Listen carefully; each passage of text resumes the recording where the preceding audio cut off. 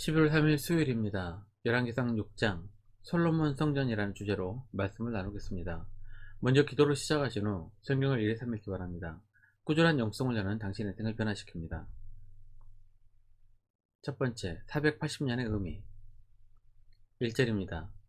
이스라엘 자손이 애굽 땅에서 나온 지 480년이요 솔로몬이 이스라엘 왕이 된 지 4년 15월 곧 둘째 달에 솔로몬이 여호와를 위하여 성전 건축하기를 시작하였더라.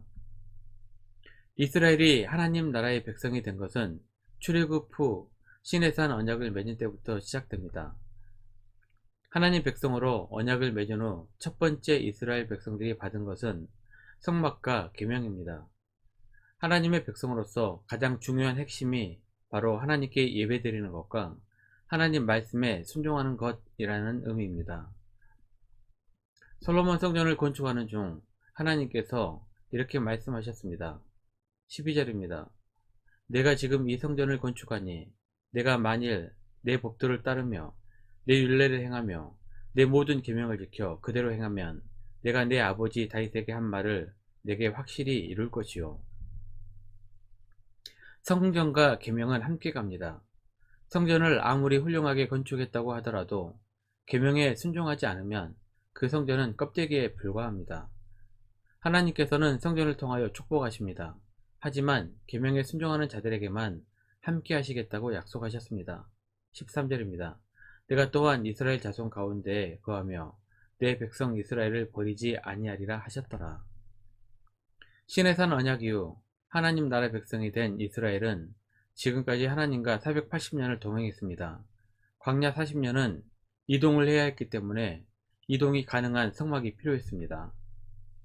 하지만 40년의 광야 시대가 끝났지만 그 누구도 성전을 생각해 내지 못했습니다.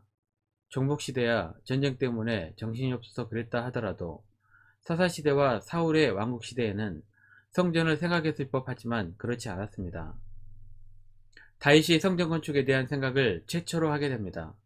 하지만 역사를 되돌아보면 지정된 장소, 즉 중앙성소에 대한 개념은 모세 때부터 있었습니다. 신명기 12장 13절 14절입니다. 너는 삼가서 내게 보이는 아무 곳에서나 번제를 드리지 말고 오직 너희 한 지파 중에 여호와께서 택하실 그곳에서 번제를 드리고 또 내가 내게 명령하는 모든 것을 거기서 행할지니라. 출애굽 이후 480년 동안 그 누구도 예루살렘의 성전을 중앙성소로 생각을 하지 못했습니다. 다윗이 영감, 성령의 감동을 받아 창의적인 생각을 했던 것입니다. 역대상 28장 10절에 12절입니다. 그런즉 이제 너는 상발지어다.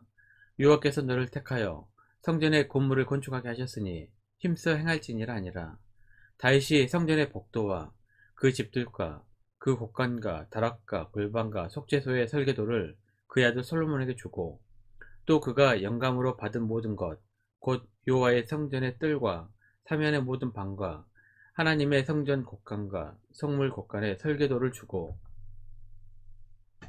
다윗은 생전에 성전을 건축하고 싶었지만 전쟁으로 피를 많이 흘려 건축하지 못했습니다. 그래서 아들 솔로몬에게 성전 건축을 하게 합니다.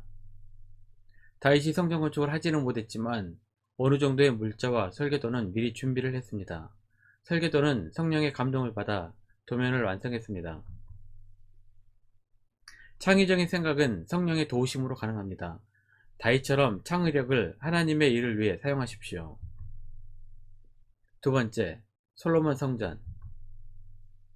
아버지 다윗으로부터 설계도를 받은 솔로몬은 성전 건축을 준비합니다. 모든 준비가 되어서 성전 건축을 시작한 것이 솔로몬이 왕에 오른 지 4년째입니다. 솔로몬은 주기 초부터 두로왕 히람과 협정을 체결하여 대략 3년 동안 목재, 돌, 역군 등 건축에 필요한 제반 준비 작업을 했습니다. 2절입니다. 솔로몬 왕이 여호와를 위하여 건축한 성전은 길이가 60규빗이요 너비가 20규빗이요 높이가 30규빗이며. 모세의 성막의 크기는 길이가 30규빗, 너비가 10규빗, 높이가 10규빗의 크기로 지어졌습니다. 솔로몬의 성전은 성막의 2배쯤 됩니다. 성전의 길이와 너비는 성막의 2배이고 높이만 3배입니다. 성전의 길이는 27m, 너비가 9m, 높이가 13.5m입니다. 성전의 설계도에 대한 설명을 읽어도 무슨 말인지 어려울 것입니다. 그래서 그림으로 대신 살펴보겠습니다.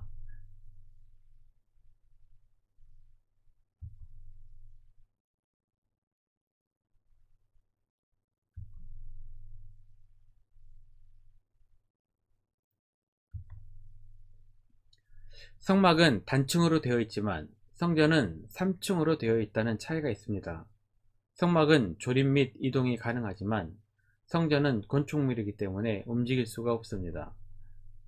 에스겔에 의하면 성소와 지성소를 둘러있는 골방의 수는 30개입니다. 에스겔 41장 6절입니다. 골방은 3층인데 골방 위에 골방이 있어 모두 30이라.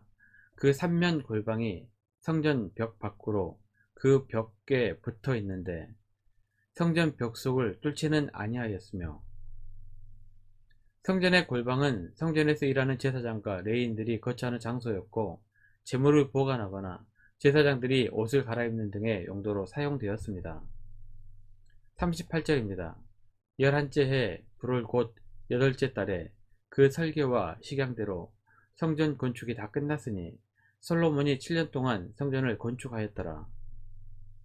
성전 건축은 7년이 걸렸습니다. 정확하게는 7년 6개월이 걸렸습니다. 성령의 감동으로 된 설계도면을 다윗이 작성했고 그 도면 그대로 솔로몬이 완성했습니다. 장소도 다윗이 정해준 곳에 건축이 되었습니다. 이곳은 다윗이 인구조사로 인해 전염병 심판을 받았을 때 번제단을 쌓았던 아라우나 즉 오르난의 타작 마당입니다. 역대하 3장 1절입니다. 솔로몬이 예루살렘 모리아산에 여호와의 전 건축하기를 시작하니 그곳은 전에 여호와께서 그의 아버지 다윗에게 나타나신 곳이요 요부스 사람 오르난의 타작 마당에 다윗이 정한 곳이라. 또한 성전 부지는 아브라함이 독자 이삭을 바쳐드리던 중 여호와 이레의 은혜가 나타난 역사적으로 유서 깊은 장소입니다.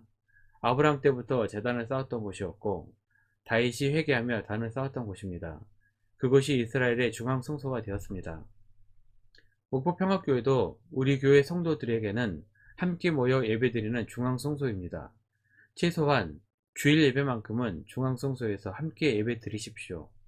우리 교회 성도들이 눈물로 기도하고 정성껏 예물을 드려 건축된 뜻깊은 장소입니다. 나머지 6일은 여러분에게 맡겨진 일에 최선을 다하면서 여러분 자신이 하나님이 거하실 처소가 되시기를 바랍니다. 에베소서 2장 22절입니다. 너희도 성령 안에서 하나님이 거하실 처소가 되기 위하여 그리스도 예수 안에서 함께 지어져 갔느니라. 말씀 요약합니다. 첫 번째, 창의적인 생각은 성령의 도우심으로 가능합니다. 다윗처럼 창의력을 하나님의 일을 위해 사용하십시오. 두 번째, 주일만큼은 교회에서 함께 대면 예배를 드리십시오.